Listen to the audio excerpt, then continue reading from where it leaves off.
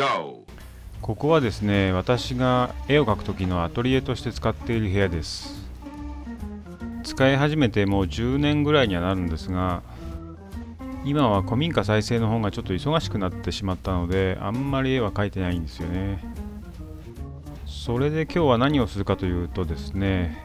この部屋がちょっと問題があってですね、それで、改造しようと思っています。実はこの部屋は以前この畳が敷いてあってですね、完全な和室だったんです。その畳を剥がしてこのようにフローリングに変えたわけです。フローリングの方が絵を描くにはなんとなく都合がいいかなと思って、フローリングにしてみたんですが、冬になると寒くてしょうがないんですよね。でフローリングに変えたらなんで寒くなっちゃったかというと、こういうことなんですね。この部屋は作業場の2階にありまして、作業場といっても作りは車庫なんですよね。車庫なので気温は外と同じです。建てられたのが結構昔なので、車庫の天井というか、アトリエの床ですね、断熱材は入ってません。要するに畳が断熱材の代わりになってたってことなんですよね。10年前なんで私もあんまりそういうことは考えずに、単純に板張りに変えてしまったんですが、それは寒いはずですよね。それで運よくというか、畳は捨てずに取ってあったので、やっぱりこのフローリングを剥がしちゃって畳に戻そうということになりました。古民家再生でよくあるのは、畳を剥がしてフローリングにすると、そういうことは結構 DIY でもやられている方多いと思うんですが、今日はその逆でですね、フローリングを剥がして畳に変えるっていうことなんですね。それでは始めていきましょう。ファクトリー Q。 床の作業っていうのはよくやってるんですが、とにかく膝が痛いんですよね。膝をついて作業することになりますので、今回は膝当てをしようと思って、バレーボールのこれなんていうんですかね、プロテクター、サポーターかな、なんていうんですか分かりませんけども、これをはめて、作業します。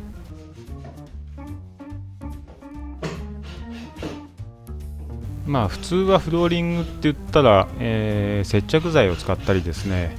斜めに釘を打ったりしているので、剥がすのは結構大変な作業になると思うんですよね。実はこのアトリエの床の場合は、フローリングではなくて 1x4 の木材で作ってあります。 1x4 の材料を、上からビス止めしてあるだけなんですよね。それで比較的簡単に、剥がすことができます。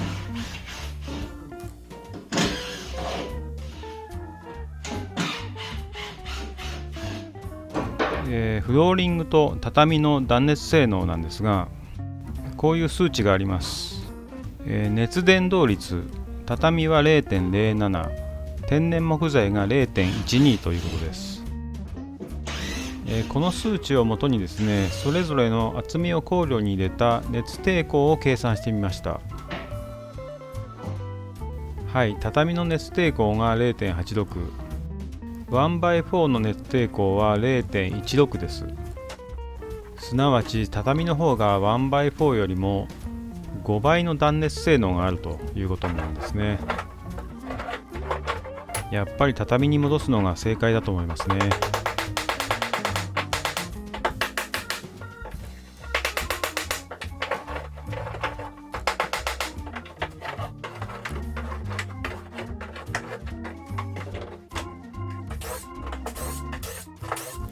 板を一枚一枚、剥がしていくとちょっと効率悪いなと思って、最初にビスをどんどん抜いて、最後に板を剥がすっていう方法に変えました。同じ作業をずっと繰り返すっていうのが僕一番嫌いなので、たまにこうやって、やる順番を変えるとか、こうやって作業を進めていくんですよね。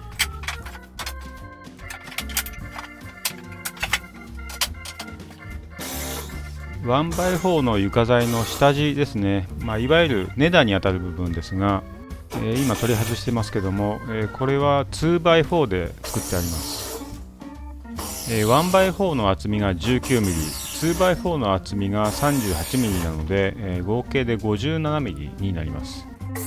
それに対して畳の厚さっていうのは実規格で決まってまして、55mm もしくは 60mm だということです。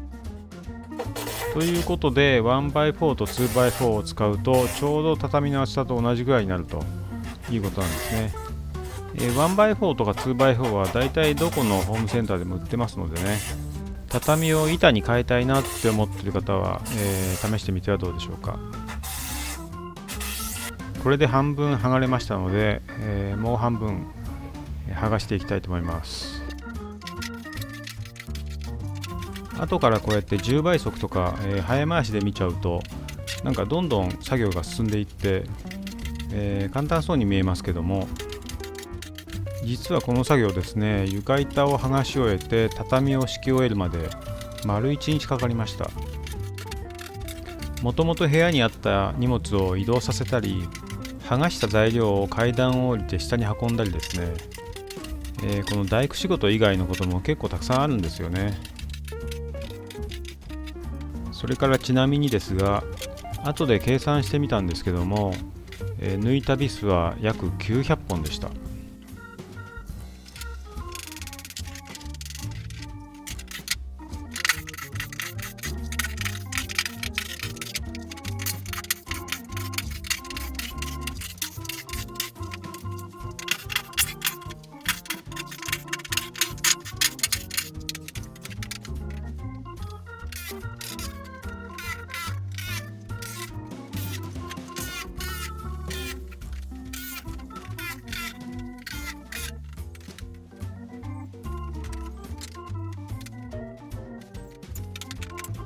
アクト EQ。ということで、板を全部剥がし終えましたので、畳を戻したいと思います。畳にはですね、だいたいこうやってどこに位置しているのか、場所が書いてあるんですね。畳ってだいたい全部同じサイズではあるんですが、畳屋さんが少しずつ、大きさとか形を調節してあるんですよね。なのでどこでもいいっていうわけじゃなくて、こうやって場所は全部決まってるわけです。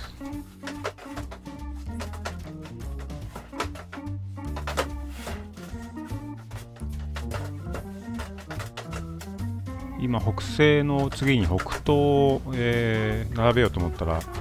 なんと南西が出てきちゃったんですよね。ちょっとこれ後回しにします。で次こそはと思ったら今度は南東が出てきちゃいまして、これ片付けたのも自分なんで、自分がいけないんですが、というかなんでこんな順番に片付けたんでしょうか。でようやく北東が出てきました。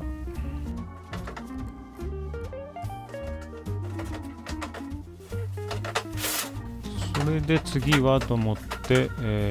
見てみるとこれです。東の枕って書いてますね。これ意味わかります？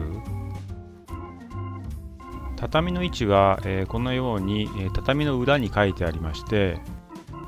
この部屋の場合8畳なんですが、置く位置の方角が書かれてまして、その方角の文字を中心に向けて並べるということらしいですね。それで東の枕っていうのはここの位置にあたります。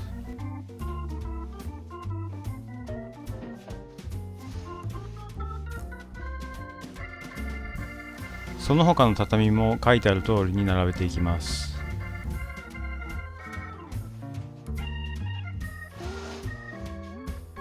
これで敷き終われば終わりなので、もう一頑張りなんですが、もう最後の最後でこの畳が重たくてですね、次の日は完全にもう全身が筋肉痛です。